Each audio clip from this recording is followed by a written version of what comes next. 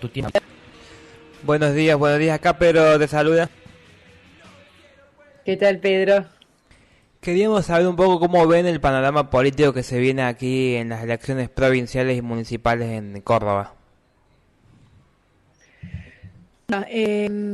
Nosotros vemos que hay un panorama en general bastante complicado, sobre todo vinculado a los altísimos índices de pobreza y de desigualdad que hay en Córdoba. La provincia de Córdoba es una de las provincias más ricas, pero también de las más desiguales, con índices de pobreza que superan la media nacional. Eso es producto, por supuesto, de muchas variables, pero hace más de 20 años que el peronismo que gobierna no puede dar respuesta a esa problemática. Y después estamos viendo cómo emergen otras problemáticas que tienen que ser atendidas de manera urgente, como la problemática vinculada a la educación, que es un poco lo que venían charlando recién, en relación a la ineficiente propuesta salarial que viene planteando Schiaretti para los docentes, esta acción obligatoria que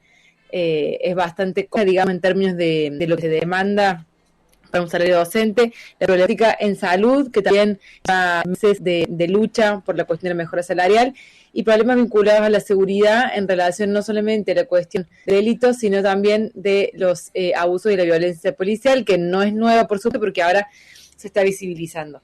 Entonces, en ese marco, nosotros creemos que es una tarea y una responsabilidad de quienes venimos militando y trabajando en diferentes organizaciones que hoy estamos enmarcadas dentro del Frente de Todos, podamos elaborar una propuesta que represente y contenga a quienes hoy encuentran estas críticas hacia el modelo que propone Hacemos por Córdoba, y ni hablar de Cambiemos con la pelea juez de Loredo y esa falta de propuesta para una provincia que es la que vienen trayendo solamente con, agravios, insultos y nada para lo que necesita la gente, digamos. Entonces, para mí tenemos en este momento una enorme responsabilidad de elaborar propuestas concretas, de contener diferentes espacios que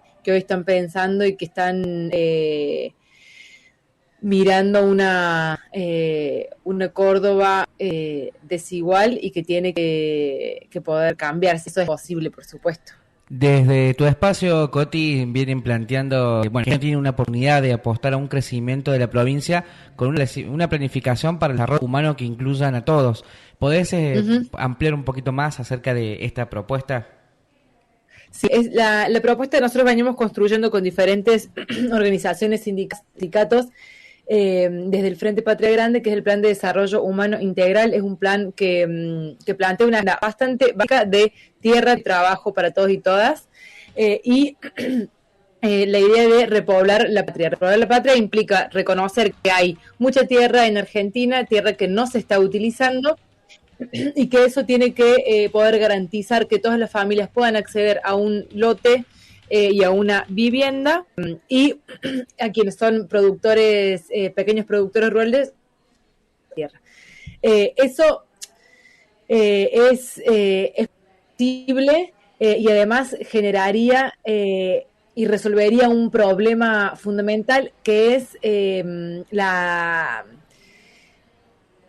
cantidad de personas que viven en condiciones habitacionales bastante complejas en los grandes centros urbanos, pequeñas casas para muchas familias, con una imposibilidad de urbanizar los barrios y demás. Poder proponer esto resolvería ese problema, y además generaría trabajo en la construcción de estos nuevos territorios. Por supuesto que este plan tiene que estar acompañado de propuestas concretas en educación y en salud para que sean efectivamente un derecho y el Estado pueda garantizárselos. Si bien nosotros tenemos este plan de desarrollo humano integral, se viene elaborando de manera conjunta con los equipos de Guado en diferentes giras que hicieron Guado y Juan Grabois en diferentes provincias, de nuestro país, buscando efectivamente a partir del encuentro del intercambio con asambleas en las provincias, cuál es la agenda de las demandas concretas para poder hacer una bajada de ese proyecto general a las demandas de cada uno de los territorios. Te devuelvo al panorama político aquí de la provincia de Córdoba. A finales del año pasado, el senador nacional, el ex senador nacional, actualmente vicepresidente del Banco Nación, Carlos Caserio, lo hizo a intendente del Embalse, Federico Alessandri, como precandidato a gobernador del Frente de Todos. Después el sector que dirige, que representa a la diputada nacional Gabriela Esteves, hasta ahora no ha dicho cuál sería sus precandidatos, sus nombres en una potencial lista del Frente de Todos en la provincia y la ciudad de Córdoba. ¿Cómo se ubican en el Frente Patria Grande en ese panorama? Nosotros creemos que, bueno, y sabemos en realidad que el Frente de Todos es un espacio en el que convergen diferentes actores políticos con quienes tenemos con algunos mayor cercanía que otros, por supuesto. Y creemos que las listas tienen que representar esa heterogeneidad y poder mostrarla, que no fue lo que sucedió en las últimas elecciones. En ese marco, nosotros creemos que Gaby tiene que ser candidata a gobernadora, porque ella representa un sector en términos de la construcción política, de la agenda que construimos, en términos generacionales también, una renovación y una propuesta de trabajo que a nosotras y a nosotros nos contiene. Y ahí en ese esquema poder pensar la posibilidad de tener una banca en la legislatura que nos permita trabajar y poner una agenda de proyectos en los cuales venimos trabajando. Te quería consultar justamente acerca, bueno, también te llevo a lo que venías hablando recién, sobre todo con esto de tierra, techo y trabajo. También veníamos nosotros planteando como medio, ¿no? Como en este programa, preguntándole a algunos dirigentes también sociales que vienen trabajando en Córdoba esta temática. Te quería consultar cómo ves vos las políticas públicas del gobierno provincial, en caso de que existan, en materia de vivienda. Hay diferentes propuestas. En primer lugar, creo que lo fundamental, y creo que sí hay que reconocerle a este gobierno, que ha sido muy importante, que es el trabajo en articulación con la Secretaría de Integración Urbana para el diseño de proyectos para la urbanización de los barrios populares. Ese trabajo en conjunto que se hizo con la CISU, donde está una compañera nuestra que es Fernanda Miño y Laura Jure, efectivamente generó transformaciones significativas en muchos de los barrios populares que existen hoy en la provincia de Córdoba. Eso es central. Y luego, en políticas habitacionales, si bien plantean mejoras en relación a como es el caso del Vida Digna, o en otros casos de terrenos, ahí creo que hay varias problemáticas vinculadas a esto. Es un manejo discrecional de cómo se gestionan estos programas. Y después una demanda exclusiva,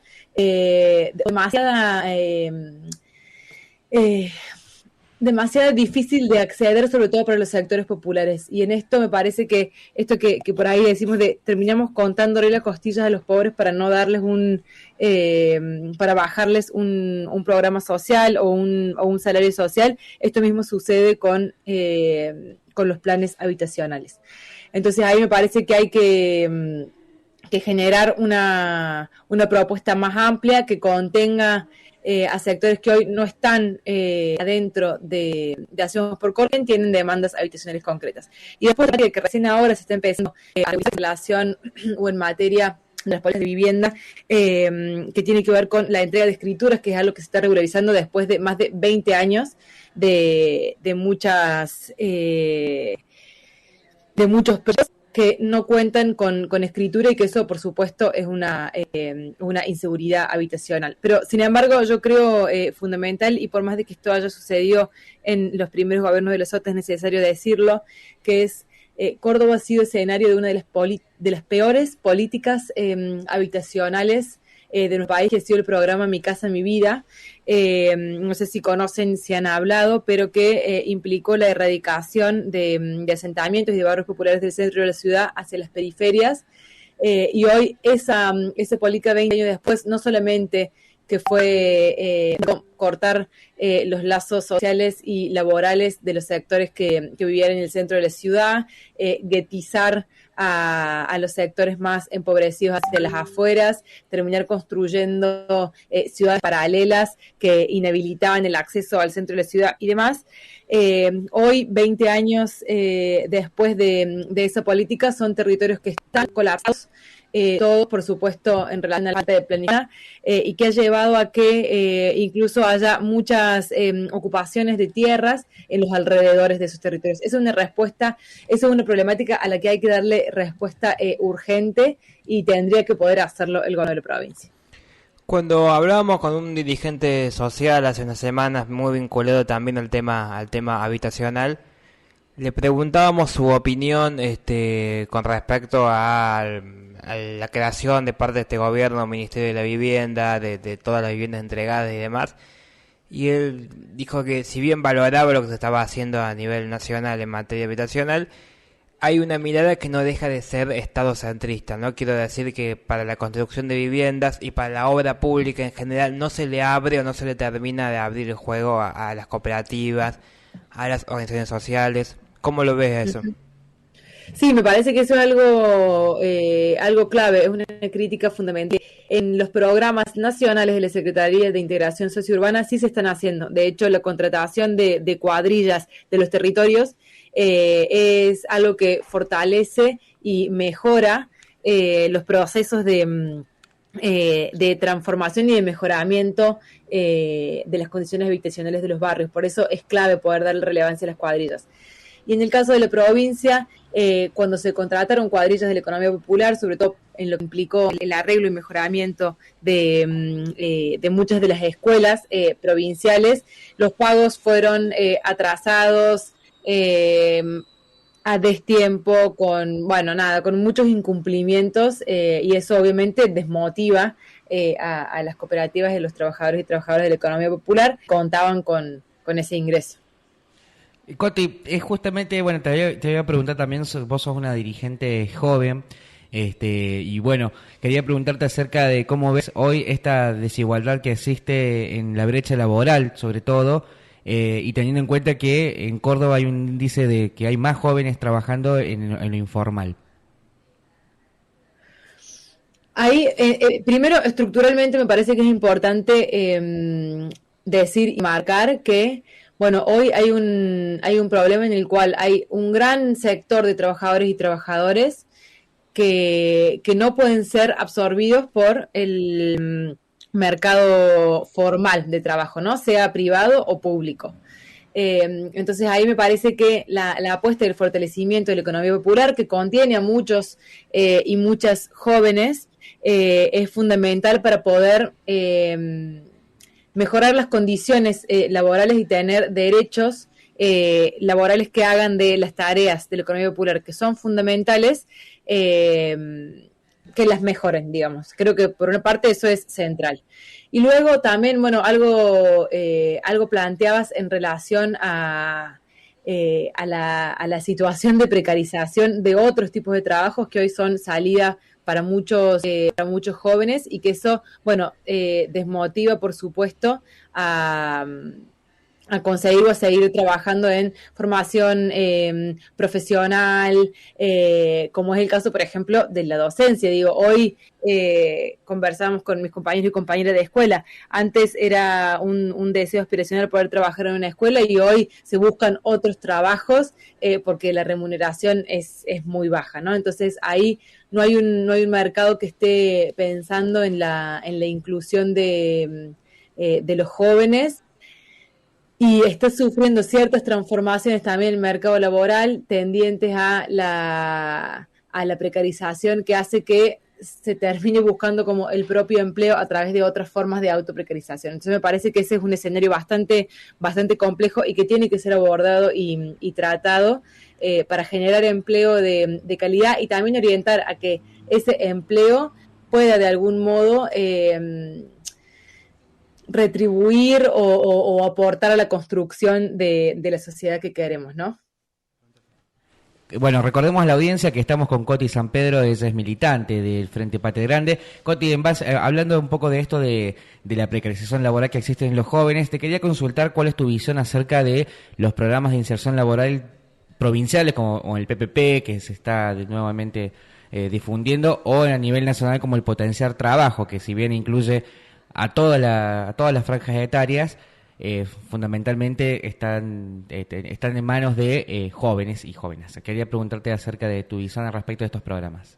Bien, por una parte, el Potenciar Trabajo, que fue originariamente el salario social complementario, es un salario que reconoce a los trabajadores y trabajadoras de la economía popular como tales, eso es fundamental, y además percibe o en aquel momento medio salario básico como una forma de reconocer o mejorar el salario de quienes ya trabajan en la economía popular. Esa política para nosotros es muy importante y ha permitido fortalecer a muchos espacios de trabajo cooperativos de la economía popular, y eso es fundamental. Y por otra parte también ha permitido que las trabajadoras sociocomunitarias, quienes están en los comedores y ollas populares en los territorios, quienes trabajan en los apolares, quienes acompañan a personas que están en situación de violencia de género y demás, también perciban un salario. Esas tareas absolutamente feminizadas e invisibilizadas, percibir un salario por eso es fundamental. Eso en relación al Potenciar Trabajo.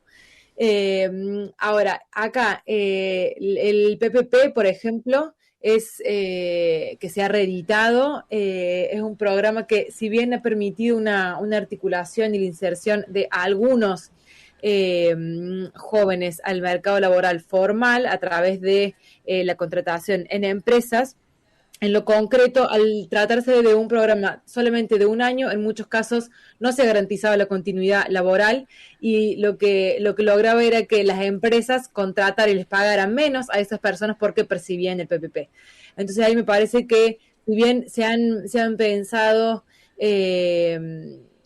estas políticas orientadas a la promoción del empleo, yo creo que han sido profundamente deficitarias. Lo mismo el Mujeres por Mí, que si bien reconozco que es fundamental que haya una propuesta laboral orientada hacia las mujeres, no se ha garantizado la continuidad laboral, y eso se ve claramente en los índices de empleo de la provincia. Y en los casos en los que sí se generó la continuidad, se dio a costa de la precarización. Entonces, para mí esos son todos programas que hay que mejorar.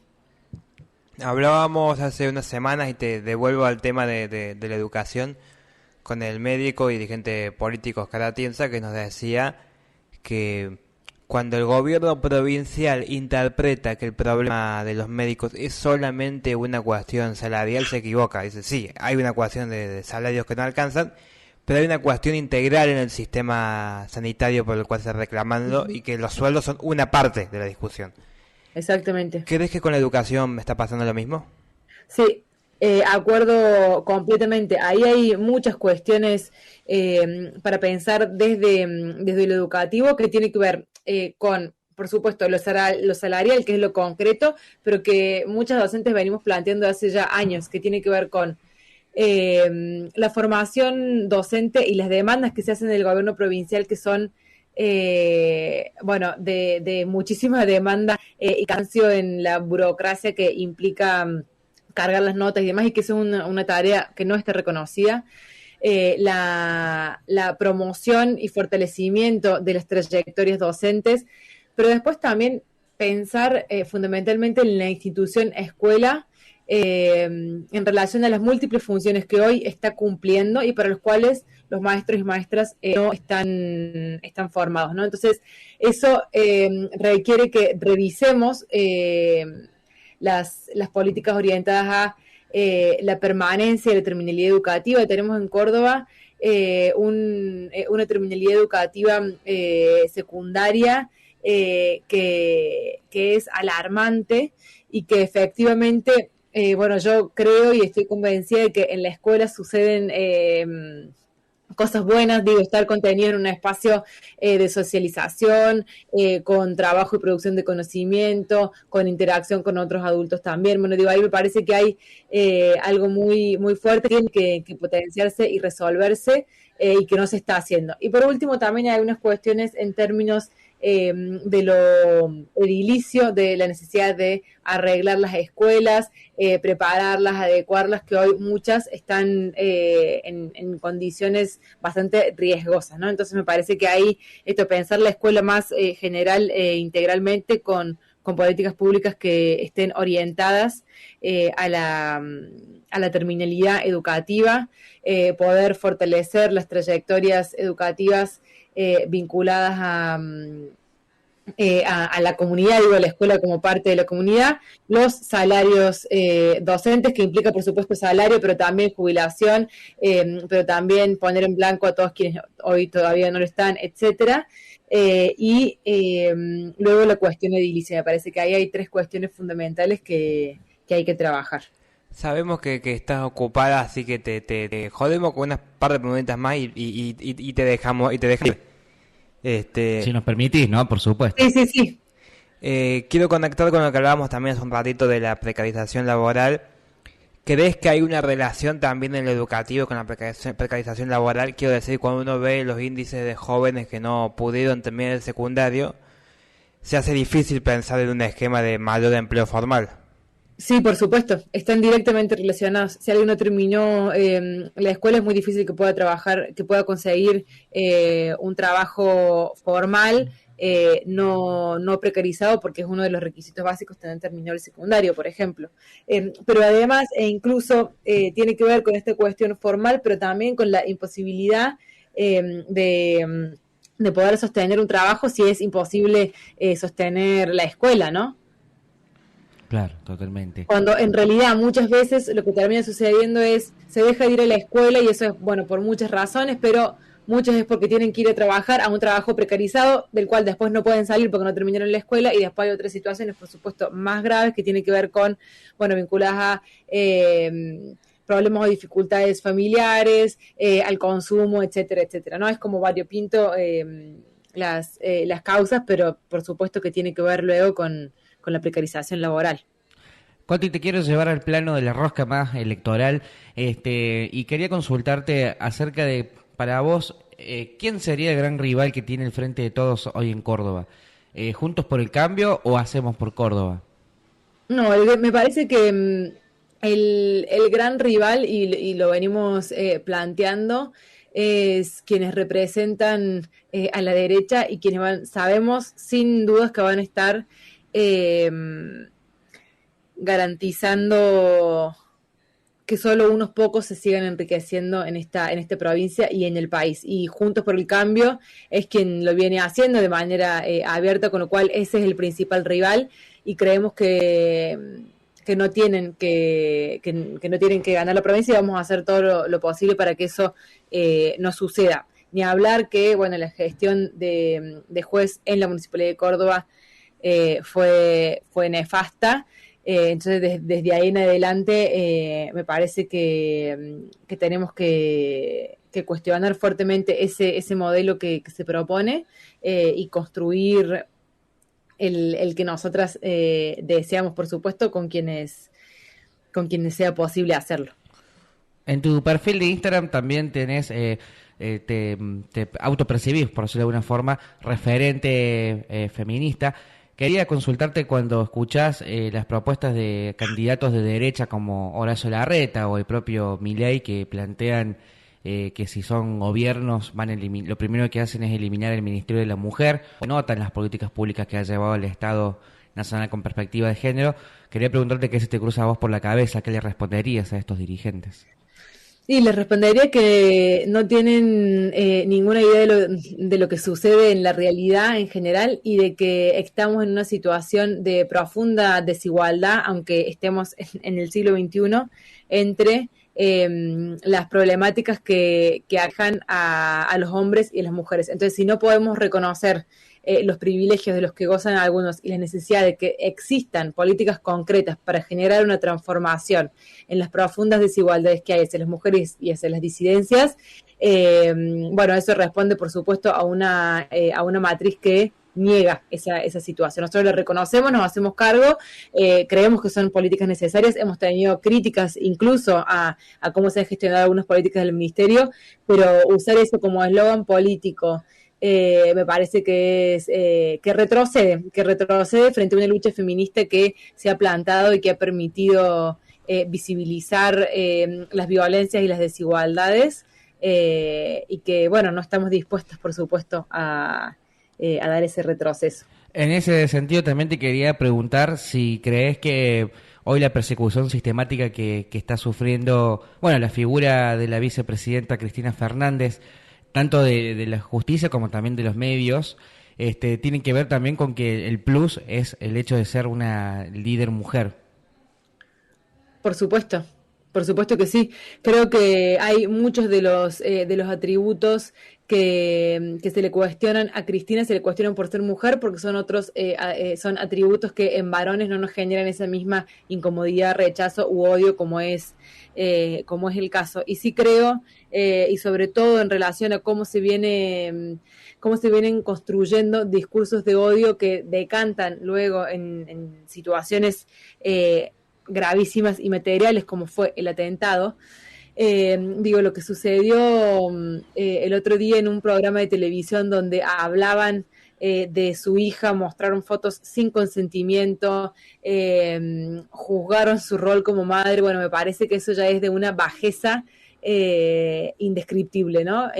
Porque yo no conozco o he visto bastante pocos programas en los que a cualquier varón político le cuestionan o le reclaman si fue buen, mal padre, si abandonó a su hijo o lo que sea.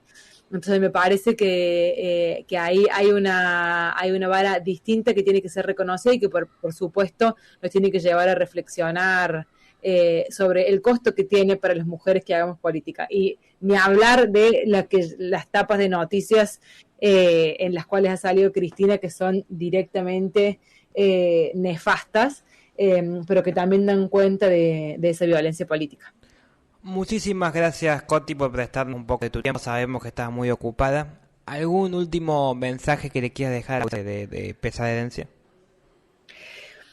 Creo que el mensaje es que, bueno, los años electorales nos traen a debates que tienen que ver con quién va a la rosca, a la lista, etcétera, y creo que tenemos que poder trascender ese debate para poder empezar a discutir proyectos de país y de una provincia sean inclusivos, que nos contenga, que genere las transformaciones que necesitamos. Eso es fundamental, que nos organicemos, que estemos en contactos con otros y con otras, y que efectivamente podamos construir una alternativa, porque queda mucho para hacer. Así que bueno, eso. Muchísimas gracias.